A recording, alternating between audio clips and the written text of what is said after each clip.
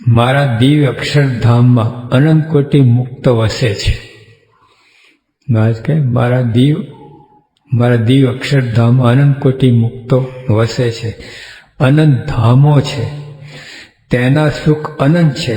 એ બધા સુખ કરતા સંતપદ શ્રેષ્ઠ છે. કેવું કહે અક્ષરધામમાં અનંત કોટી મુક્તો વસે છે, એના કરતા સંતપદ શ્રેષ્ઠ છે. અમે સંતની પાસે દીન થઈ જઈએ છીએ. ભગવાન કારણ કે સાધુની પદવીથી ઊંચી કોઈ પદવી નથી. સારમાં સાર સાધુની પદવી છે. અમને પદવી ગમે છે. બીજા પદમાં અમે અરુચિ રાખીએ છીએ. જેને બીજા લોકની અરુચિ થાય છે તેને મારી રુચિ થાય છે. મારામાં રુચિ થઈ તેનો ક્યારેય ત્યાગ કરતો નથી. મારી રુચિ થાય. પ્રમુખ સ્વામી ભગવાનમાં રુચિ છે. એ જો આ વાત કે સ્વામી આપણે કેવા મળ્યા છે એ વાત સમજવાની છે. ના તો મારા દિવ્ય અક્ષરધામમાં અનંત કોટી મુક્તો વસે છે, એના કરતા સંતપદ શ્રેષ્ઠ છે. અનંત ધામો છે, અનંત બ્રહ્માંડ અનંત ધામો, તેના સુખ અનંત છે. બધામાં કૈલાશ ને ગોલોક ને બધું ત્યાં સુખ ઓછા નથી રહ્યા. એ બધા અહીં અમેરિકાના સુખ જો દોડાદોડી કેટલા કરે છે. અમેરિકા તો અનંત ઘણું દેવલોકનું સુખ છે, અનંત ઘણું. હા, ત્યાં કોઈ દુઃખ, દેહનું દુઃખ જ નથી, માંદગી જ નથી, ઘડપણ નથી, કાંઈ નથી દેવલોકમાં. ત્યાં ધારો કોઈ 10,000 વર્ષથી દેવલોકમાં આવે તો 16 વર્ષનો જ લાગે. ત્યાં વડીલ મંડળ છે જ નહીં. બાળ મંડળ, કિશોર મંડળ જ છે દેવલોકમાં, નો વડીલ મંડળ. હા, એલાઉડ નહીં તે. અહીંયા જ રહો, અહીંયા કૂટો.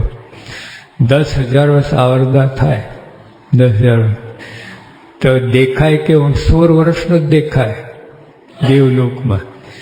અને પછી એનો પૂન ખૂટે એટલે સ્વિચ આપણે ઓફ કરીને લાઇટ બંધ થાય ને પતી ગઈ. તમે ઘર પણ ઠો ઠો ખાઈને મરવાનું નથી. ત્યાં સીધું 16 વર્ષની ઉંમર ઉપડી આવે, પૂરું. તો આવું બધું છે ત્યાં. તો સંકલ્પ કરો. ગાય કામધેનું ગાય છે, કલ્પવૃક્ષ છે. તો કેવું આપણે કોઈ ઝાડ નીચે ઉભા રહીને તો જે સંકલ્પ કોઈ મળે કેવું કહેવાય. કાંઈ દેવલોકમાં આવે એને આગળ બધું કેવું સુખ છે. તો મારા કે અનંત ધામો છે, એના અનંત પ્રકારના સુખ છે. એ બધા સુખો કરતા સંતપદ શ્રેષ્ઠ છે. જ્યાં પ્રમુખ મળ્યા છે આપણને, કેવા પુરુષ મળ્યા, ક્યાં બેઠા છે, કેટલી ઊંચાઈ બેઠા છે. અમે સંતની પાસે દીન થઈ જઈએ છીએ. ભગવાન અમે પણ સંત આગળ અમે કાંઈ બોલી શકતા નથી. એમની જેમ ઈચ્છા અમે કરીએ છીએ. કારણ કે સાધુની પદવી ઊંચી કોઈ પદવી નથી. મધ્યના 22માં પણ છે ને, ભગવાને કહ્યું કે સાધુ થકી કોઈ પદવી મોટી નથી. તો એવા ભગવાન આપણે મળ્યા, એવા સંત મળ્યા. એટલે હું અખંડ સંતની પાસે રહું છું. એ સંતને મારા સિવાય મનમાં કોઈ બીજી આશા નથી. તેના ગુણનો કોઈ પાર લઈ શકે તેમ નથી. જો સંત પ્રમુખ સાંઈના ગુણનો કોઈ પાર લઈ શકે એમ નથી. એવા સંતને પરમ એકાંતિક સંત કહે છે. એ સંતથી પર કોઈ નથી. સૌને પરમપદ પમાડવા આજે હું સાધુ રૂપે થયો છું. જો ભગવાન પોતે છે, પ્રમુખ સાંઈ નથી. સાધુ રૂપે રહ્યો છું, થયો છું. કે મારા કે એવા સંત, એવો સાધુ તો હું છું. સારંગપુરના 10માં કહે એવો, હા પ્રમચો, એવો સાધુ તો હું છું. જ્યાં વર્ણાશ્રમનું માન હોય એને સાધુ જ નથી કે એના દેહના તંતમાં જે ભરાવ હોય સાધુ જ નથી કહેલું. હું ને મારું ને અદેખાય ને આવા ખટપટ ને દાય સાધુ જ નહીં કહેલું. સંતો આવા હોય એમ નિર્મળ, નિર્વિકાર, નિષ્પાપ, નિષ્કામ, નિર્દોષ, સરળ. મોટા સાધુનો ગુણ સરળતા, એકદમ સરળ હોય. પોતાનું કંઈ એકો અકળો હોય જ નહીં, કાંઈ નહીં. જેમ વારં વરે તો એવા પ્રમુખ સ્વામી છે. તેવો સાધુ તો હું છું. એટલે જે એવા સાધુ હું છું એટલે એનો અર્થ એમ કે આવા સાધુ એ ભગવાન રૂપ છે, એમ એનો અર્થ થાય છે.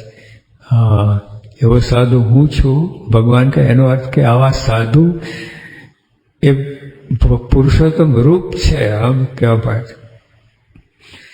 એવા સંતને પરમ એકાંતિક સંત કહે છે. એ સંતથી પર કોઈ નથી, સૌને પરમપદ પમાડવા જેવું સાધુ રૂપે થયો છું. મારા શરણે આવ્યા છે તે અનંત જીવોને બ્રહ્મરૂપ કર્યા છે અને હજુ પણ માયાનું બંધન તોડી અનંતને બ્રહ્મરૂપ કરવા છે. અમે ભક્તો માટે દેશો દેશ મહા ઉત્સવ કરીએ છીએ. સંતો ભક્તોને ભેળા કરીએ છીએ. તે સૌનું કોઈ દર્શન કરે એ પણ બ્રહ્મરૂપ થાય, એવો અમારો સંકલ્પ છે. અમારો સંકલ્પ સત્ય હોય છે, બીજું બધું અસત્ય થઈ જાય છે. અમારા સંકલ્પ પાસે કાળનું જોર ચાલતું નથી. કાળ પણ થરથર ધૂતો રહે છે. અને ટૂંકમાં કેમ કે આવા સંત જે મળ્યા છે એનો રાજીપો લેવાનો કે પછી એમને હોશિયારા કરવાના? પ્રશ્ન આ છે. પોતાને પૂછો તમે. પોતાના અહમને પોષવું છે, પોતાના સ્વભાવને પોષવા છે કે એમને રાજી કરવા છે? રાજી આ બધું મૂકવું પડશે.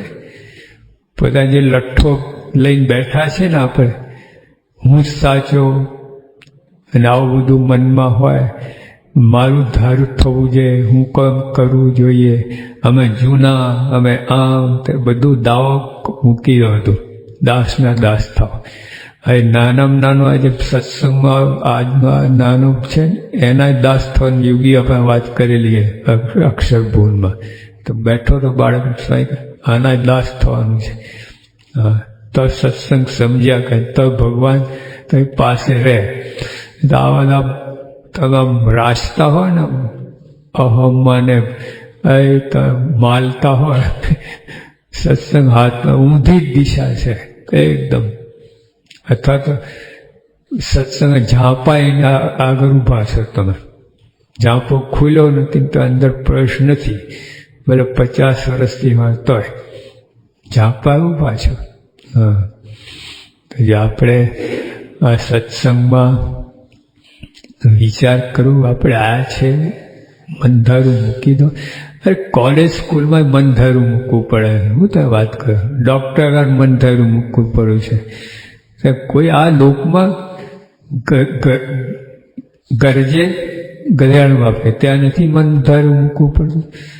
તો અહીંયા આટલી મોટી પ્રાપ્તિ આટલું મૂકવું નથી. એક નાની 2-5 રૂપિયા માટે ગધેડો હવે ગરજવાન ગરજે ગધેડાન બાપ કહેલા 5 રૂપિયા માટે. આટલો મોક્ષ, આટલી મોટી વાત, આટલું બધું અનંત ધામો, અનંત એના સુખ એ બધાથી પર એવા સાધુ, એને રાજીકરણ કે એને હોશિયારા કરવાના. એમ સ્વામીને વિચાર થાય કે આપણે શું કરવું, કેમ કરવું. એવું આપણા કોઈ પ્રોબ્લેમ હોવા જ ન જોઈએ સ્વામી પાસે. આપણા પ્રોબ્લેમ સ્વામીને થાય એટલે એમને ભીડો પડે છે. હા, દયાળુ સ્વભાવ છે, ત્યાગ કરી શકતા નથી. મિલિટરી કઈ એને આપણું સારું જ કરવું છે તો એમ વિચાર કરવું પડે કે શું કરવું આને. તો આપણે આ બધું ભારરૂપ ના થવું. સ્વામી 5 પોટલા લઈને આવતા હોય, ફોટો પાડવાનો કે પોટલું ઉતારવાનું હોય. ફોટો શું આપની મૂર્તિ પોટલા ઉતારવાનો હોય એમ સ્વામીનો ભીડો પડે. આપણા તરફથી ભીડો પડે છે એમને, વધારે નથી. ગઈકાલે વાત કરી આપણે ગોંડલમાં સંત શિબિર હતી. આચાર્ય સાહેબ સ્વામી એટલે સ્વામી બહુ માંદગી હતી, વાયરલ ફીવર હતું, 104 ડિગ્રી તાવ, 6 દિવસથી ઉતરે જ નહીં. તો સ્વામી આવ્યા હતા. તો આચાર્ય સાહેબ કે સ્વામી અમે જ વાત કરી તમને ભીડો ના, પણ અમે જ તમને ભીડો આપીએ. સાહેબ કે લાવો માઇક. આ ભીડો નથી પડતો અમને, આ દૈહિક ભીડો જો 104 ડિગ્રી તાવ એમાં તો સભામાં આવ્યા તો સાહેબ આ ભીડો નથી, પણ તમને બે ને અંદર નથી બનતું ને એ મને મારી પાડે છે. આ ભીડો ઉતારો સ્વામીને, આ ભીડો ઓછો કરો સ્વામીને. હા, તો બધું થઈ ગયું.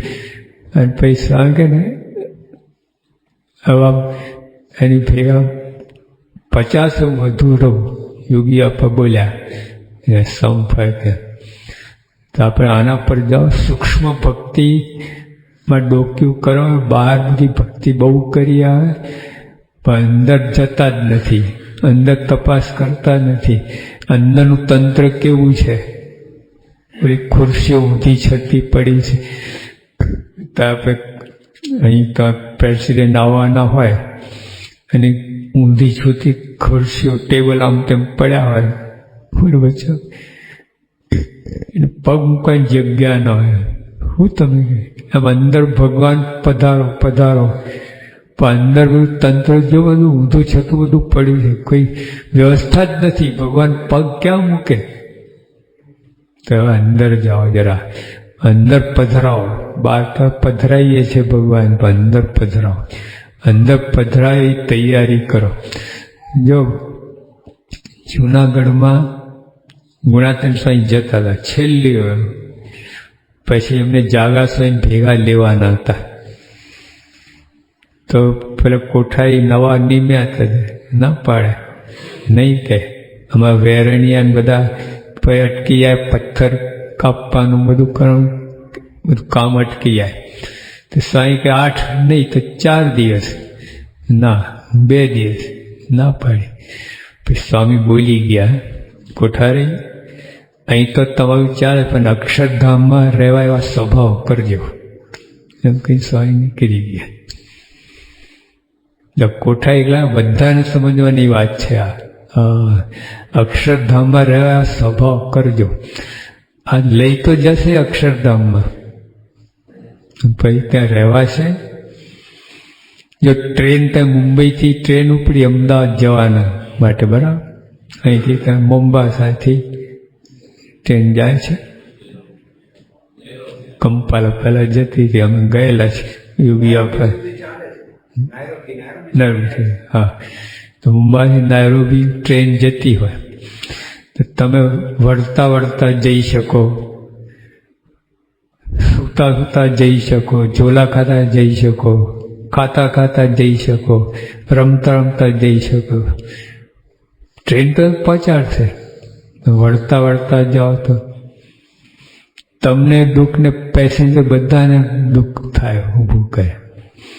એમ ભગવાન તો લઈ જવાના છે અક્ષરધામ, બધા રહ્યા સ્વભાવ કરજો, તમને સુખ નહીં આવે. સ્વામી ગુણાતીન સ્વામી બોલ્યા, હવે દરેકે આ સમજવાનું કરવાનું. આ છે સત્સંગ મળ્યા, ભગવાનને પ્રાપ્ત કરવા માટે કોઈ સાધન બાકી નથી. આપણે એમને પ્રાપ્ત મળે કાંઈ કરવાનું નથી, જે લોકોને હજુ કરવાનું છે.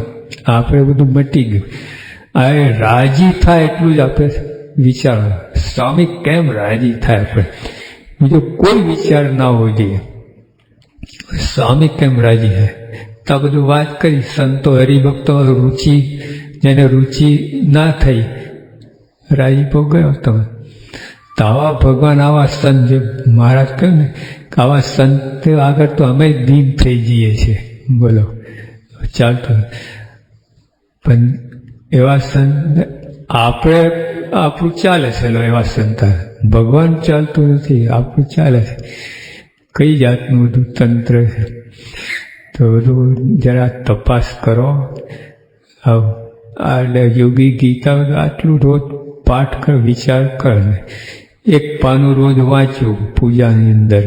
હા, એટલે ખ્યાલ આવી જાય. એક જ વાક્ય બધું આપણને ખ્યાલ આવશે શું કરવાનું છે સત્સંગમાં. સહેજાનંદ સ્વામી મહારાજની